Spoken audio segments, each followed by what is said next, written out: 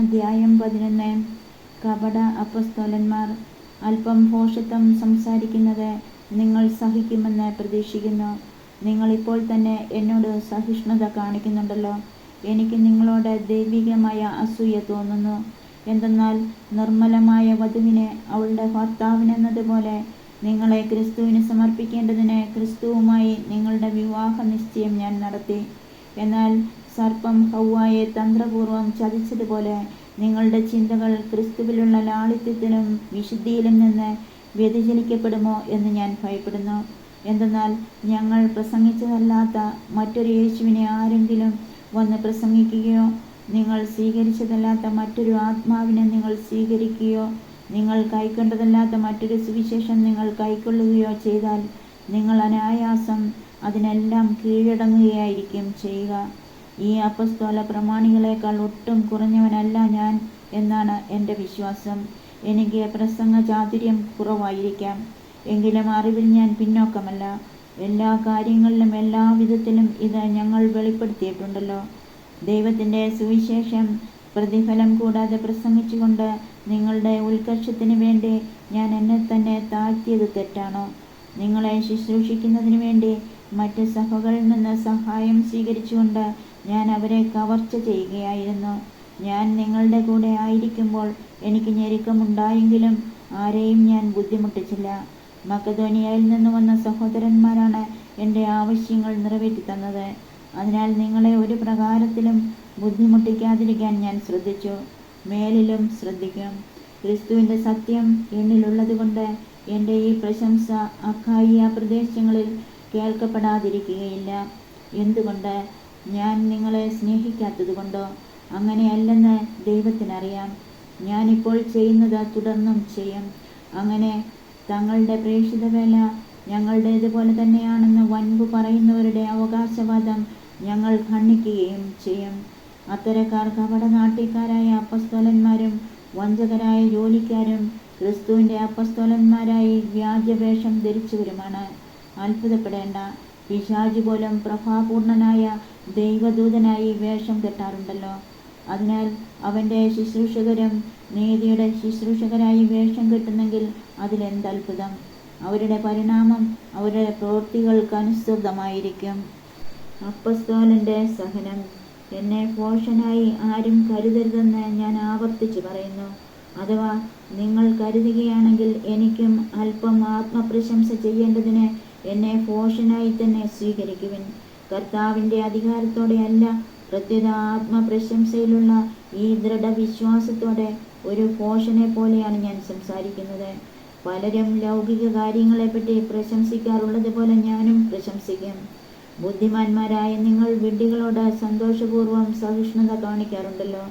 എന്തെന്നാൽ നിങ്ങളെ അടിമകളാക്കുകയും കൊള്ളയടിക്കുകയും ചൂഷണം ചെയ്യുകയും അഹങ്കരിക്കുകയും നിങ്ങളുടെ മുഖത്തടിക്കുകയും ചെയ്യുന്നവരോട് നിങ്ങൾ സഹിഷ്ണുത പുലർത്തുന്നുണ്ടല്ലോ. അതിനൊന്നും ഞങ്ങൾക്ക് ശക്തിയില്ലായിരുന്നെന്ന് ലജ്ജയോടെ പറഞ്ഞുകൊള്ളട്ടെ. ആരെങ്കിലും പ്രശംസിക്കാൻ ധൈര്യപ്പെടുന്ന എന്തിനെക്കുറിച്ചും പ്രശംസിക്കാൻ ഞാനും ധൈര്യപ്പെടുമെന്ന് ഒരു ഭോഷനെ പോലെ ഞാൻ പറയുന്നു. അവർ ഹെബ്രായരാണോ? ഞാനും അതെ. അവർ ഇസ്രായേൽക്കാരാണോ? ഞാനും അതെ. അവർ അബ്രാഹത്തിൻ്റെ സന്തതികളാണോ? ഞാനും അതെ. അവർ ക്രിസ്തുവിൻ്റെ ദാസന്മാരാണോ? ഉന്മത്തനെ പോലെ ഞാനും പറയുന്നു, ഞാൻ കുറെ കൂടി മെച്ചപ്പെട്ട ദാസനാണ്. അവരെക്കാൾ വളരെയേറെ ഞാൻ അധ്വാനിച്ചു, വളരെ കൂടുതൽ കാരാഗ്രഹവാസം അനുഭവിച്ചു, എണ്ണമറ്റ വിധം പ്രഹരമേറ്റു, പലതവണ മരണവക്രത്തിൽ അകപ്പെട്ടു. 5 പ്രാവശ്യം യഹൂദരുടെ കൈകളിൽ നിന്ന് ഒന്നു കുറയാതെ 40 അടി വീതം ഞാൻ കൊണ്ടു. 3 പ്രാവശ്യം വടികൊണ്ടടിക്കപ്പെട്ടു. ഒരിക്കൽ കല്ലെറിയപ്പെട്ടു. 3 പ്രാവശ്യം കപ്പലപകടത്തിൽപ്പെട്ടു. ഒരു രാത്രിയും ഒരു പകലും കടലിൽ ഒഴുകി നടന്നു. തുടരെയുള്ള യാത്രകൾക്കിടയിൽ നദികളിൽ വെച്ചും കൊള്ളക്കാരിൽ നിന്നും സ്വന്തക്കാരിൽ നിന്നും വിജാതീയരിൽ നിന്നും എനിക്ക് അപകടങ്ങളുണ്ടായി. നഗരത്തിൽ വെച്ചും വിജന പ്രദേശത്ത് വെച്ചും കടലിൽ വെച്ചും അപകടങ്ങളിൽ അകപ്പെട്ടു. വ്യാജ സഹോദരരിൽ നിന്നുള്ള അപകടങ്ങൾക്കും ഞാൻ അധീനനായി. കഠിനാധ്വാനത്തിലും വിഷമസന്ധിയിലും നിരവധി രാത്രികളിലെ ജാഗരണത്തിലും വിശപ്പിലും ദാഹത്തിലും പലപ്പോഴും ഉപവാസത്തിലും തണുപ്പിലും നഗ്നതയിലും ഞാൻ ജീവിച്ചു. ഇവയ്ക്കെല്ലാം പുറമെ സകല സഭയെയും കുറിച്ചുള്ള എൻ്റെ ഉത്കണ്ഠ അനുദിനം എന്നെ അലട്ടിക്കൊണ്ടുമിരിക്കുന്നു. ആര് ബലഹീനനാകുമ്പോഴാണ് ഞാൻ ബലഹീനനാകാതിരിക്കുന്നത്? ആര് തെറ്റ് ചെയ്യുമ്പോഴാണ് എൻ്റെ ഹൃദയം കത്തിയെരിയാത്തത്? എനിക്ക് പ്രശംസിക്കണമെന്നുണ്ടെങ്കിൽ എൻ്റെ ബലഹീനതകളെക്കുറിച്ചായിരിക്കും ഞാൻ പ്രശംസിക്കുക. ഞാൻ വ്യാജം പറയുകയല്ലെന്ന് കർത്താവായ യേശുവിൻ്റെ ദൈവവും പിതാവും എന്നേക്കും വാഴ്ത്തപ്പെട്ടവനുമായ ദൈവം അറിയുന്നു. ദമാസ്കസിൽ വെച്ച് എന്നെ പിടികൂടുന്നതിന് വേണ്ടി അരേത്താസ് രാജാവിൻ്റെ ദേശാധിപതി ദമാസ്കസ് നഗരത്തിന് കാവൽ ഏർപ്പെടുത്തി. എന്നാൽ മതിലിലുള്ള ഒരു കിളിവാതിലിലൂടെ കുട്ടയിൽ ഞാൻ താഴേക്ക് ഇറക്കപ്പെട്ടു. അങ്ങനെ അവൻ്റെ കൈകളിൽ നിന്ന് ഞാൻ രക്ഷപ്പെട്ടു. അധ്യായം 12. ദർശനങ്ങളും വെളിപാടുകളും. എനിക്ക് ആത്മപ്രശംസ ചെയ്യാൻ പലതുമുണ്ട്, അതുകൊണ്ട് ഒരു നേട്ടവുമില്ലെന്ന് എനിക്കറിയാം. എങ്കിലും കർത്താവിൻ്റെ ദർശനങ്ങളിലേക്കും വെളിപാടുകളിലേക്കും ഞാൻ കടക്കട്ടെ. 14 വർഷം മുൻപ് 3-ാം സ്വർഗം വരെ ഉയർത്തപ്പെട്ട ഒരു മനുഷ്യനെ ക്രിസ്തുവിൽ എനിക്കറിയാം. ശരീരത്തോടുകൂടെയോ ശരീരം കൂടാതെയോ എന്നെനിക്കറിവില്ല, അത് ദൈവത്തിനെ അറിയൂ. ഈ മനുഷ്യൻ പർദീസയിലേക്ക് ഉയർത്തപ്പെട്ടുവെന്ന് എനിക്കറിയാം. ശരീരത്തോടുകൂടെയോ ശരീരം കൂടാതെയോ എന്നെനിക്കറിവില്ല, അത് ദൈവത്തിനെ അറിയൂ. അവാച്യവും മനുഷ്യനെ വിവരിച്ചുകൂടാത്തതുമായ കാര്യങ്ങൾ അവൻ കേട്ടു. ഈ മനുഷ്യനെക്കുറിച്ച് ഞാൻ അഭിമാനം കൊള്ളും.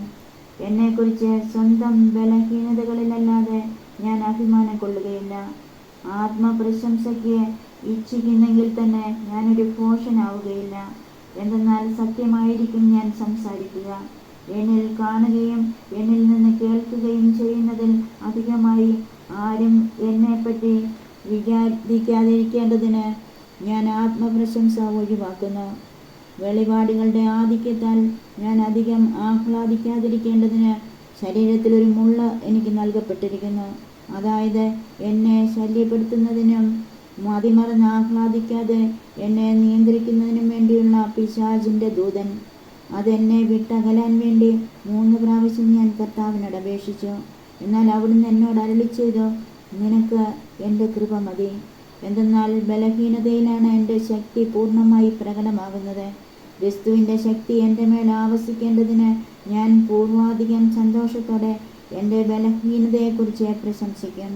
അതുകൊണ്ട് ബലഹീനതകളിലും ആക്ഷേപങ്ങളിലും ഞെരുക്കങ്ങളിലും പീഡനങ്ങളിലും അത്യാഹിതങ്ങളിലും ഞാൻ ക്രിസ്തുവിനെ പ്രതി സന്തുഷ്ടനാണ്.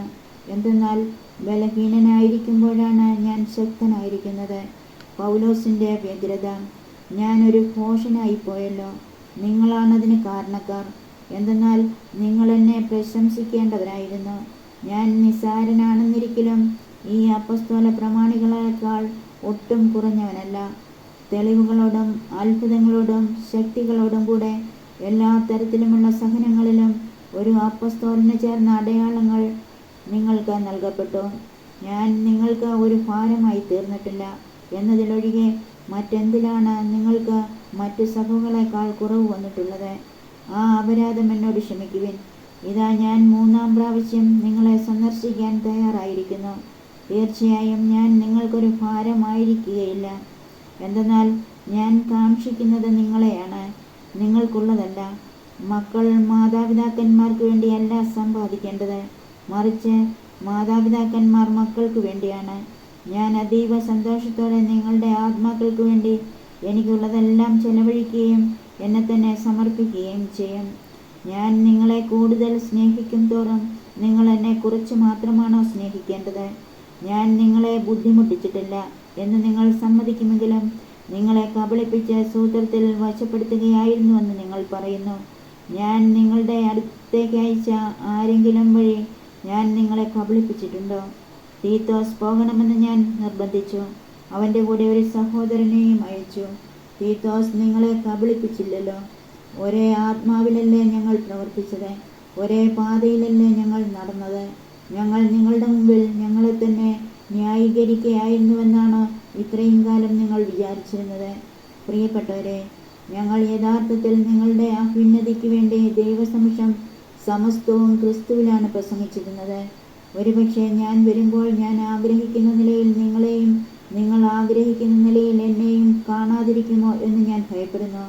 കലഹവും അസൂയയും കോപവും മാത്സര്യവും അപവാദവും പരദൂഷണവും അഹന്തയും അസ്വസ്ഥതയുമായിരിക്കുമോ കണ്ടെത്തുന്നത്? ഞാൻ വീണ്ടും നിങ്ങളുടെ അടുക്കൽ വരുമ്പോൾ എൻ്റെ ദൈവം എന്നെ നിങ്ങളുടെ മുൻപിൽ എളിമപ്പെടുത്തുമോ എന്ന് എനിക്ക് ഭയമുണ്ട്. നേരത്തെ പാപം ചെയ്തവരും എന്നാൽ തങ്ങളുടെ അശുദ്ധിയെക്കുറിച്ചും വ്യഭിചാരത്തെക്കുറിച്ചും വിഷയാസക്തിയെക്കുറിച്ചും പശ്ചാത്തപിക്കാത്തവരുമായ അനേകരെ ഓർത്ത് വിലപിക്കേണ്ടി വരുമോ എന്നും ഞാൻ ഭയപ്പെടുന്നു. അധ്യായം 13. മുന്നറിയിപ്പുകൾ. 3-ാം പ്രാവശ്യമാണ് ഞാൻ നിങ്ങളെ സന്ദർശിക്കാൻ പോകുന്നത്. 2-3 സാക്ഷികളുടെ മൊഴിയിന്മേൽ ഏത് കാര്യവും സ്ഥിരീകരിക്കേണ്ടിയിരിക്കുന്നു. നേരത്തെ പാപം ചെയ്തവർക്കും മറ്റെല്ലാവർക്കും ഞാൻ മുന്നറിയിപ്പ് നൽകിയിട്ടുണ്ട്. എൻ്റെ 2-ാം സന്ദർശന വേളയിൽ ഞാൻ ചെയ്തതുപോലെ ഇപ്പോൾ എൻ്റെ അസാന്നിധ്യത്തിലും അവർക്ക് ഞാൻ താക്കീത് നൽകുന്നു. ഞാൻ വീണ്ടും വന്നാൽ അവരെ വെറുതെ വിടുകയില്ല. ക്രിസ്തു എന്നിലൂടെ സംസാരിക്കുന്നു എന്നതിന് തെളിവാണല്ലോ നിങ്ങൾ ആഗ്രഹിക്കുന്നത്. നിങ്ങളോട് ഇടപെടുന്നതിൽ അവൻ ദുർബലനല്ല, ശക്തനാണ്. അവൻ ബലഹീനതയിൽ ക്രൂശിക്കപ്പെട്ടു, എന്നാൽ ദൈവത്തിൻ്റെ ശക്തിയിൽ ജീവിക്കുന്നു. ക്രിസ്തുവിൽ ഞങ്ങളും ബലഹീനരാണ്, എന്നാൽ നിങ്ങളോട് പെരുമാറുമ്പോഴാകട്ടെ ഞങ്ങൾ അവനോടുകൂടെ ദൈവത്തിൻ്റെ ശക്തി കൊണ്ട് ജീവിക്കും. നിങ്ങൾ നിങ്ങളുടെ വിശ്വാസത്തിൽ നിലനിൽക്കുന്നുണ്ടോ എന്ന് പരിശോധിക്കുവിൻ. നിങ്ങളെ തന്നെ പരീക്ഷിച്ചറിയുവിൻ. യേശുക്രിസ്തു നിങ്ങളിലുണ്ട് എന്ന് നിങ്ങൾക്ക് ബോധ്യമായിട്ടില്ലേ? ഇല്ലെങ്കിൽ നിങ്ങൾ തീർച്ചയായും പരീക്ഷയിൽ പരാജയപ്പെട്ടിരിക്കുന്നു. ഞങ്ങൾ പരാജയപ്പെട്ടിട്ടില്ലെന്ന് നിങ്ങൾ ഗ്രഹിക്കും എന്ന് ഞാൻ പ്രതീക്ഷിക്കുന്നു. എന്നാൽ നിങ്ങൾ തിന്മ പ്രവർത്തിക്കരുത് എന്നാണ് ദൈവത്തോടുള്ള ഞങ്ങളുടെ പ്രാർത്ഥന. ഞങ്ങൾ പരീക്ഷയിൽ വിജയിച്ചവരായി കാണപ്പെടണമെന്നില്ല. ഞങ്ങൾ പരാജിതരായി കാണപ്പെട്ടാലും നിങ്ങൾ നന്മ പ്രവർത്തിക്കണം. സത്യത്തിനു വേണ്ടി അല്ലാതെ സത്യത്തിനെതിരായി ഒന്നും ചെയ്യുക ഞങ്ങൾക്ക് സാധ്യമല്ല. ഞങ്ങൾ ബലഹീനരും നിങ്ങൾ ബലവാന്മാരുമായിരിക്കുമ്പോൾ ഞങ്ങൾ സന്തോഷിക്കുന്നു. നിങ്ങളുടെ പുനരുദ്ധാരണത്തിന് വേണ്ടിയാണ് ഞങ്ങൾ പ്രാർത്ഥിക്കുന്നത്. ഞാൻ വരുമ്പോൾ കാർക്കശ്യത്തോടെ അധികാരം പ്രയോഗിക്കാതിരിക്കേണ്ടതിന് നിങ്ങളിൽ നിന്ന് അകലെ ആയിരിക്കുമ്പോൾ ഇതെഴുതുന്നു. കർത്താവ് എന്നെ അധികാരപ്പെടുത്തിയിരിക്കുന്നത് നിങ്ങളെ വളർത്തിയെടുക്കാനാണ്, നശിപ്പിക്കാനല്ല. അഭിവാദനങ്ങൾ. അവസാനമായി സഹോദരരെ, സന്തോഷിക്കുവിൻ, നിങ്ങളെ തന്നെ നവീകരിക്കുവിൻ, എൻ്റെ ആഹ്വാനം സ്വീകരിക്കുവിൻ, ഏകമനസ്കരായിരിക്കുവിൻ, സമാധാനത്തിൽ ജീവിക്കുവിൻ. സ്നേഹത്തിൻ്റെയും ശാന്തിയുടെയും ദൈവം നിങ്ങളോടുകൂടെ ഉണ്ടായിരിക്കും. വിശുദ്ധ ചുംബനം കൊണ്ട് അന്യോന്യം അഭിവാദനം ചെയ്യുവിൻ. വിശുദ്ധരെല്ലാവരും നിങ്ങളെ അഭിവാദനം ചെയ്യുന്നു. കർത്താവായ യേശുക്രിസ്തുവിൻ്റെ കൃപയും ദൈവത്തിൻ്റെ സ്നേഹവും പരിശുദ്ധാത്മാവിൻ്റെ സഹവാസവും നിങ്ങളേവരോടും കൂടെ ഉണ്ടായിരിക്കട്ടെ.